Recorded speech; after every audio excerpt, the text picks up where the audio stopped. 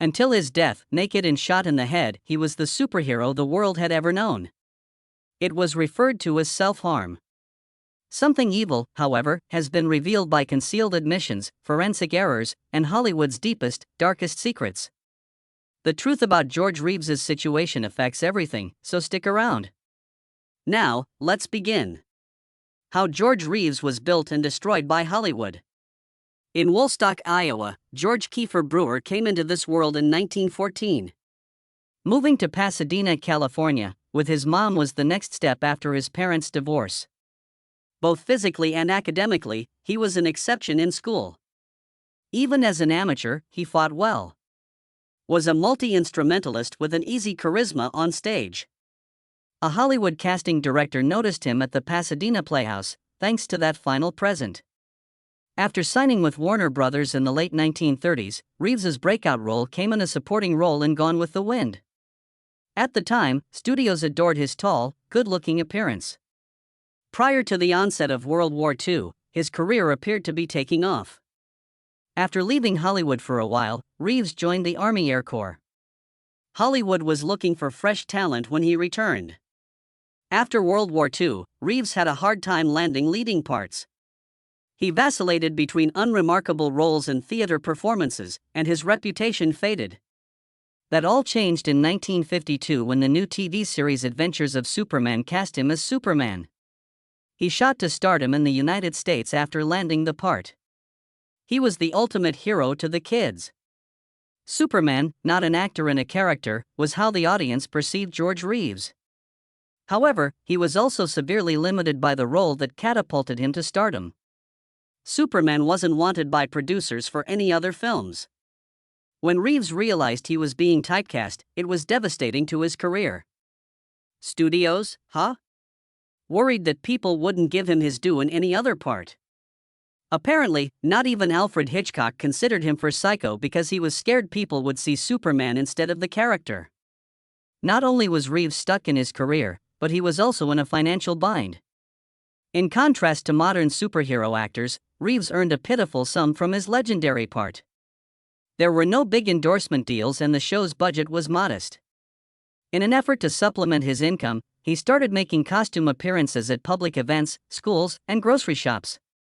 The little money he made from these performances was enough to keep him in the limelight. A single event from this era exemplifies how the boundaries between fact and imagination had grown increasingly porous.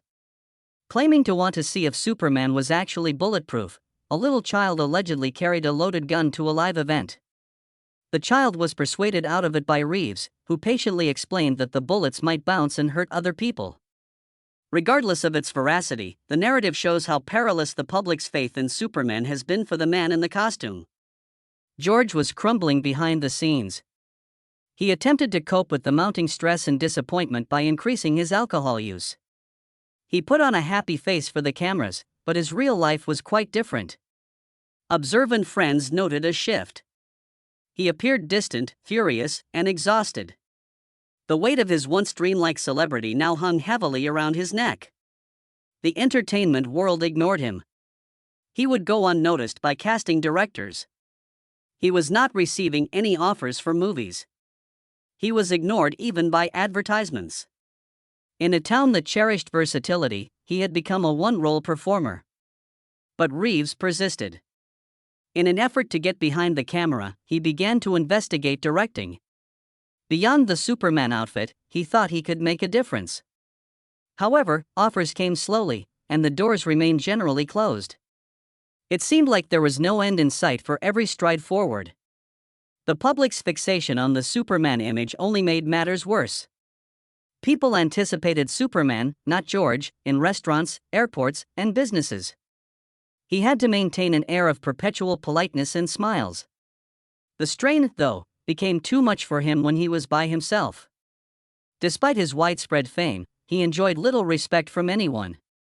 He was more than just lonely. He was by himself. When actors became stuck, Hollywood didn't back them. No one brought up mental health or made any preparations for a return. Everyone had an in or out choice, and Reeves was gradually being demoted. George included in that group. George had become an emblem of triumph and tragedy by the late 50s. Millions of people loved him, yet he was quietly depressed. His notoriety had grown heavy. His true identity was obliterated when he became famous as Superman. Something far darker would emerge from that identity issue not long after.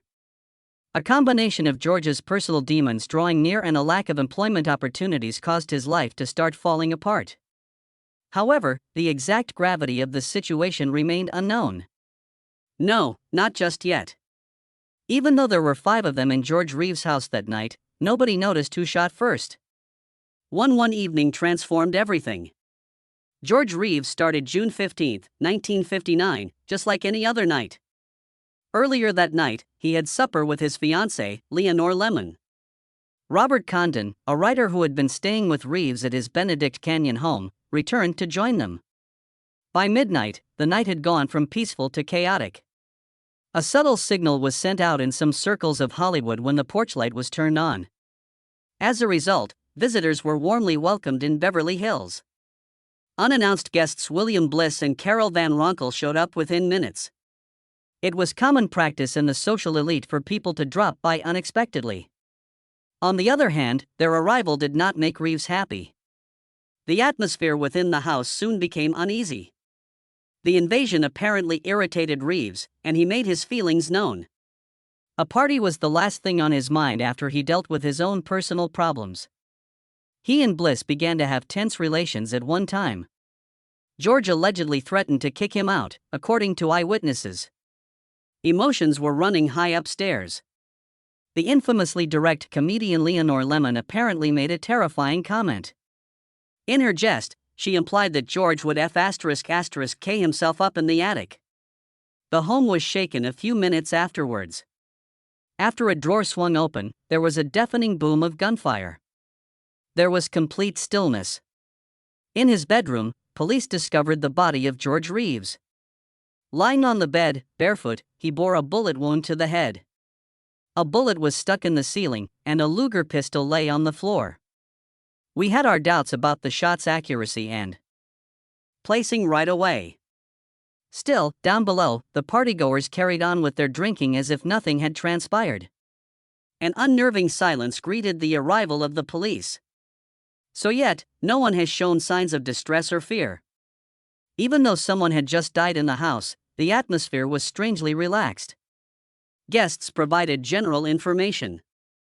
No note of self-harm, indication of a struggle, or sense of urgency emanated from within. No pieces fit together, according to the investigators. I don't understand why the bullet wound up in the ceiling if Reeves had shot himself. What made the location of the shell casing so peculiar? The most pressing question is why no one in the house noticed any warning signals before to the gunshot. These warning signs did not neatly fit the category of self-harm. Things became worse due to Lemon's peculiar conduct. Her casual remark about George defecating felt rather explicit. The police wanted to know if she had any knowledge or if she was attempting to hide anything. Some have even speculated that she or one of the attendees may have had a direct hand in it. Nevertheless, nobody was taken into custody. And within 2 days, the cause of death was determined to be self-harm. Another aspect to think about is the peculiar open house culture that existed in Hollywood during that time. Little privacy was a reality for many celebrities. Homes would often become meeting places for people in the middle of the night. The mental toll of having no say over his own space and continual interruptions may have been too much for Reeves to bear. His frustration could have been intensified in that setting. Although the events that unfolded in that house were not intentionally orchestrated, they were driven by an abundance of chaos, intoxication, and a lack of clear boundaries. The home had lost its protective aura. Everything that could happen did happen there. Tragic demise of a faltering star was the headline that the media ran with. However, amid all the buzz, doubts began to form. Why did the visitors seem so disinterested? Why was the timeline so spotless? How come the official story chose to disregard the contradictions? The case was re-examined by fresh researchers and writers several years thereafter. They discovered signs of hasty choices and careless police action.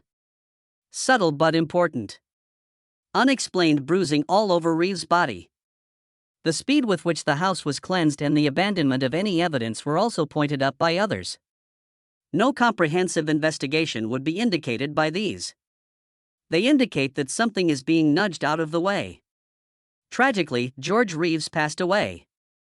Unexplained actions, a lack of clarity, and a value placed on secrecy above candor all contributed to the enigma. Although the exact events that took place in that house are still a mystery, one thing is known. Given the chaos of the night, the official account was overly simplistic. A formal account. Almost soon after George Reeves' death, the Los Angeles Police Department deemed it as self-harm. They claimed he was hopeless, unhappy, and mired in self-pity due to his career's stagnation in Hollywood. According to the coroner's assessment, the angle of the wound was consistent with a self-inflicted gunshot. They also used the gunshot casing that was discovered beneath his body as evidence. Until the specifics were scrutinized, officials perceived it as a clear and cut case. Right from the beginning, something seemed off. Surprisingly, even for a self-harm incident, Reeves was discovered entirely nude. Not many people, particularly famous people, would voluntarily end their lives in that manner. Even the way the body was positioned caused some to wonder. In an unusual manner, Reeves would have needed to be lying down in a peculiar position, bending down, for the bullet to become stuck in the ceiling. Additional concerns arose afterwards. After a recent cleaning and oiling, all fingerprints were gone from the rifle. Because of that, it could not be shown whether or not Reeves dealt with it that evening. The cops also discovered 2 more bullet holes in the floor of the bedroom. They were never explained in the official story and didn't match the deadly shot. No one tried to link them to anything. The careless handling of Reeves' remains was a major concern. His remains may have been partially embalmed and washed before a thorough autopsy could be conducted. Because of that, crucial forensic evidence was lost. The inability of the coroner to examine for powder burns rendered the identification of the shooter, Reeves or someone else, impossible. Regardless of whether it was an act of negligence or malice, the case was irreparably ruined. People close to Reeves saw these holes in the investigation. Helen Bisolo, his mother, denied the self-harm accusation without hesitation. For all she knew, her son had been murdered. When the police failed to uncover the answers Helen sought, she turned to private detectives. Doors would shut in their faces whenever they dared to ask the tough questions. Helen's group encountered severe opposition. No records could be located. The accounts of the witnesses were altered. Clues were discarded arbitrarily. A barrier seemed to have been erected around the case. Somebody or something was trying to prevent the truth from being revealed. Reeves' sadness remained front and center in media coverage, even as the bizarre aspects of the case were covered. The explanation was simple enough for the general population to grasp. A clean storyline was created by a fading actor who was typecast as Superman. He was alone and lonely. However, the chaos beneath was unmentioned in that report. What happened to the Los Angeles Police Department in the 1950s is another missing piece. The agency had strong connections to influential studios in Hollywood back then. Police personnel had a reputation for shielding powerful people's assets. Reports were suppressed and facts were distorted when high-profile figures were embroiled in scandal. Justice was not at stake. The topic at hand was image control. The death of Reeves might have been more than just tragic. Before the truth could be revealed, it was probably cleaned up. There was an incentive to divert the investigation away from murder if a significant figure was involved, such as a studio executive, Denny Betu, an acquaintance with ties to the crime, or even someone close to Reeves. In that light, the hasty decision and careless management of evidence start to make more sense. What many in Hollywood were saying behind closed doors is consistent with this notion as well. Some people thought the cops weren't inept. That was removed. The trail had already dried up by the time reporters and detectives attempted to go further. Untrustworthy witnesses emerged. Either the physical evidence had been tampered with or had vanished. The case hit an impasse when it was about to become solvable. Not even a thorough inspection of the German Luger gun was conducted. Along with the 2 additional holes in the floor, there was no ballistic comparison, fingerprinting, or test for gunpowder residue. There was a failure to follow these fundamental procedures in the examination of the death. The official narrative falls apart with each passing moment. Serious mental acrobatics are required to make sense of that evening. Bad procedures are no longer the only issue when the police and the coroner appear more concerned with resolving the case than uncovering the truth. It may involve a cover-up. Strange circumstances did not kill George Reeves. There ought to be further investigation into the manner in which his death was managed. Perhaps it wasn't merely a sluggish ending. Perhaps someone had no interest in seeing this issue resolved. That it could never have been, and perhaps someone even had the authority to do it. He was spoiled by his ex-girlfriend. Days later, his fiancée departed. Something terribly cold and deliberate was lurking beneath the surface of the passion. He lives for the women. George Reeves' last romantic involvement was with the notoriously wild nightclub socialite Leonore Lemon. A young woman, she might be impulsive and violent at times. Bull. A lot of people who were close to Reeves thought their connection was unhealthy. Out in public, brawls were common, and tales of broken furniture and yelling battles in private circulated widely. It was obvious that the romance was strong, but not committed. Leonore was furious. Jealousy and possessiveness plagued her. Reeves allegedly considered ending their relationship because he was sick of her, according to multiple witnesses. Rejection was apparently not something Lemon took lightly. Her pals said she was dominating and even dangerous at times.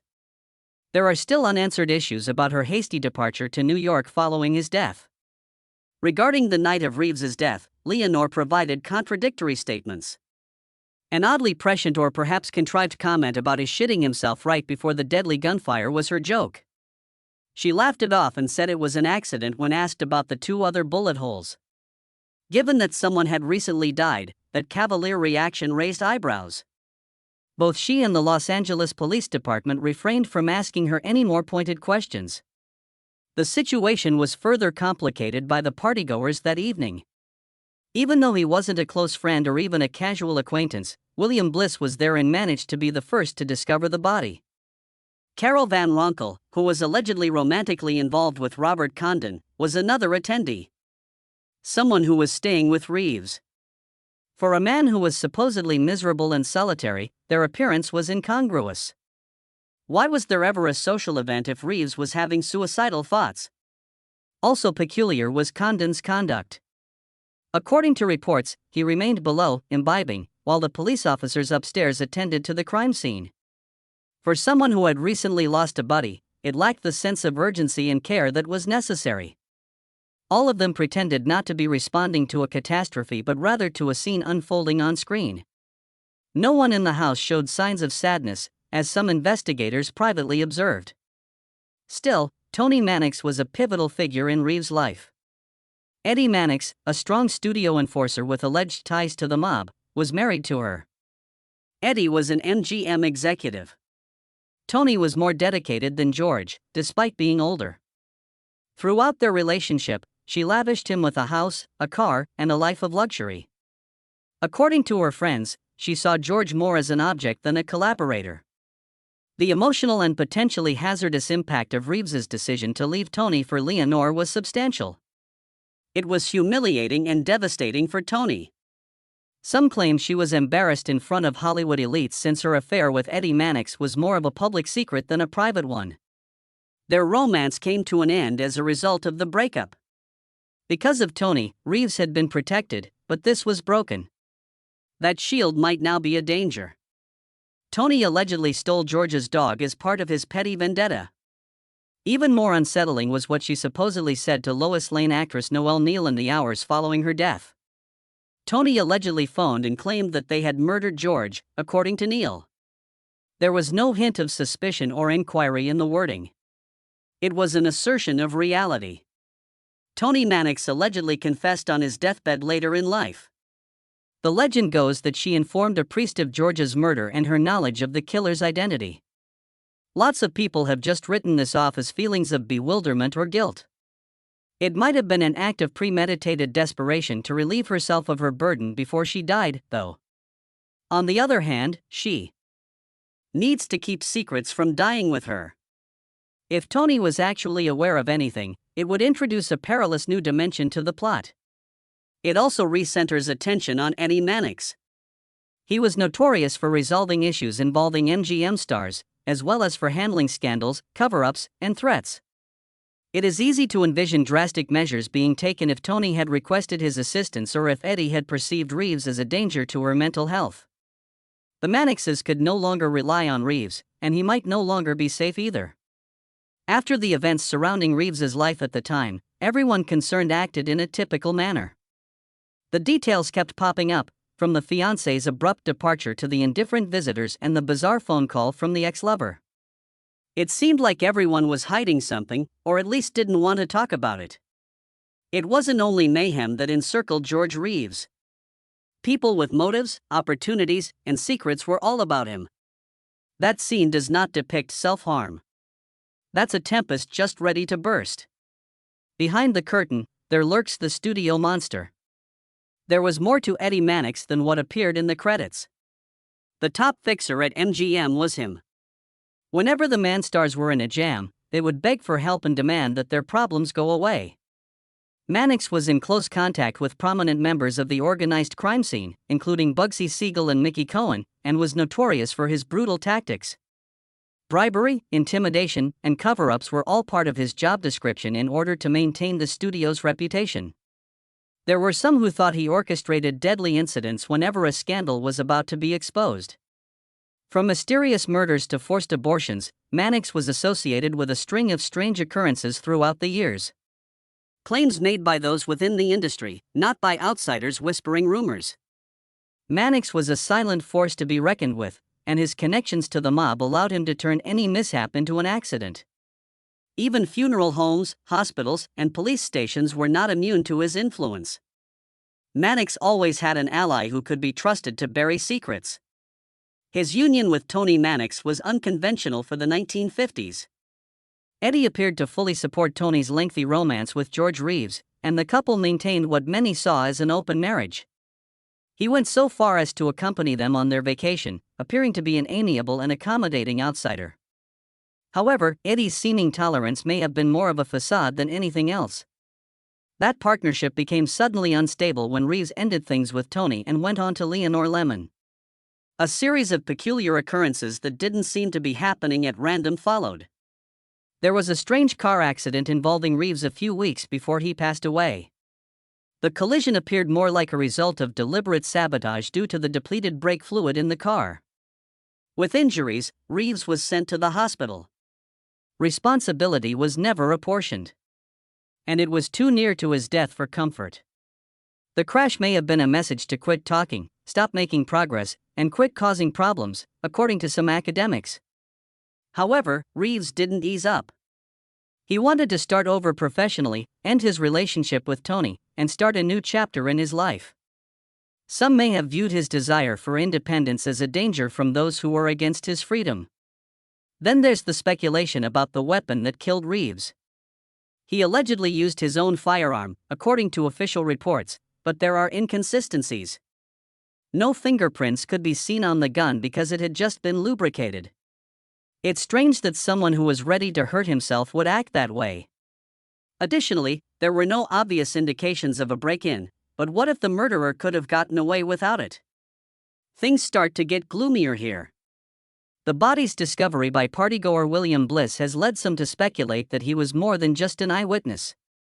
There may have been other activities going on in the house, and he could have been there to deflect attention. Another guy may have crept into Reeves' room, hushed his firearm, and staged the murder as the party mingled downstairs. This would account for the visitors' lack of anxiety and their composed demeanor. Despite the house's size and activity level that night, no one noticed anyone else coming or going. The unexpected gathering had already upset Reeves, and the doors and lights were unlocked. A few minutes of disarray would have been all that was needed to execute a stealthy, precise hit. Someone with Eddie Manx's network and resources might have made it appear like a clean self-harm if he wanted the job done well. The expeditious conclusion of the probe is even more concerning. The cops bought into the self-harm explanation without conducting thorough interrogations or investigating obvious warning signs. A strong person must have had some sort of influence for that kind of swift resolution. In the 1950s, the Los Angeles Police Department was known for its nepotism and close relationships with Hollywood studios. Just a few phone calls from Manxes would have put an end to the case before the press could have dug any further. Looking closer, George Reeves doesn't seem to have been a hopeless romantic. Quiet threats, betrayal, and devotion entangled him. In the middle of the web, Eddie Manxes stood, composed, linked, and potentially dangerous. Though it may never be sufficient to bring charges, the evidence is sufficient to cast doubt on the official narrative. I don't think this was a Hollywood tragedy. It could have been a death by quiet execution. Though he passed away alone, George Reeves was not forgotten. The truth is beginning to emerge as the hints indicate something more significant. Where did Superman vanish to? There are three terrible paths that the unsolved mystery of George Reeves' death could go. The first is cutting himself. He gave up after being crushed by despair, rejection, and a profession that was stuck. The second one is an accident, like a fight that escalated into a shooting due to carelessness or anger. The third terrible thing is the murdering. Someone in a position of power determined Reeves was a problem and took him away covertly. There are those who hold to each theory, yet none of them can explain away the peculiarities. There ought to be a note: the body shouldn't have been in that strange posture, and fingerprints should be found if it was self-harm. If it was a mere accident, then the greased weapon, the visitor's lack of reaction, and the contrived tableau would all be puzzling. The hasty investigation and subsequent lack of follow-up would have made more sense if it had been lethal. Poor police work, missing evidence, and silence from those who should have spoken up have left behind a shroud of suspicion. The true cover-up was that period of quiet. The Los Angeles Police Department handled the matter with care from the start. The cops accepted the coroner's diagnosis of self-harm without conducting any thorough investigation. People connected to MGM, the studio that stood to lose a lot if its most famous actor or actress got involved in a controversy, were putting pressure behind the scenes. Not everyone was interrogated extensively by the investigators. Crucial information was disregarded and crucial forensic testing were omitted. Additionally, the media have an impact on how the public remembers things. During the 1950s, Hollywood exerted considerable influence over the media. In order to maintain good relations with the studio, stories were sent to journalists. A storyline where Superman shits himself due to depression emerged from that. Distinct, uncluttered, and quickly forgotten. That was successful. Reeves concealed the truth while the people moved on. Toni Manxes is another option. Suspicion was aroused by her emotional breakdowns, weird behavior, and peculiar timing. Reportedly to a priest, she made a confession on her deathbed, but her testimony was never officially recognized. Disregarded as either grief or illusion, it was ignored. No one ever asked Eddie Manxes any probing questions about his role as a possible behind-the-scenes manipulator. He remained unharmed because of his might, and his quiet said everything. The case's most important players have all since disappeared. Everyone at the party, including Reeves, Lemon, and the Manxes, has died. Forever gone is the opportunity to hear it from someone who was there. But the pieces that have fallen into place so far point to a greater narrative. In the past, the entertainment industry thrived on secrecy, reputation, and terror. And how the computer-generated monster could defeat even the most heroic of actors. There is more to the story of George Reeves's death than meets the eye. This shows what celebrity cannot change. The public saw him, he had devoted followers, and he was a national figure. On the inside, though, he was lonely, emotionally trapped, and cast in a repetitive role. Behind his mask and a cape, his hardships went unnoticed by others around him. Not everything that happened in Hollywood during the Golden Age was a gimmick. Careers came to an abrupt end and secrets were buried fast there. The lives of the stars were carefully orchestrated as if they were commodities. One way or another, they may be removed if they became problematic or harmful to the brand. It is possible that Reeves was one of the victims. Officially, the mystery surrounding George Reeves may never be resolved. But it doesn't imply the truth is out there. More than just the official story emerges from every hint and contradiction. His untimely demise broke the myth of Hollywood's unstoppable might, whether it was due to a buried disagreement, a calculated assassination, or a profound melancholy that no one saw coming. There was no on-screen enemy combat that led to Superman's demise. Even though everyone around him should have assisted, they did nothing while he lay dying in the dark. Because it alludes to a greater power than the fate of a single individual, Reeves' story continues to have relevance. Justice can be distorted by power images and silence. It serves as a reminder that there may be an unseen human being battling behind every happy superstar. It also serves as a cautionary tale about how quickly the truth may disappear if it offends the wrong people. I appreciate you tuning in. Please hit that like, share, and subscribe button if you found this video entertaining. For additional incredible stuff, click on the following video that appears on your screen.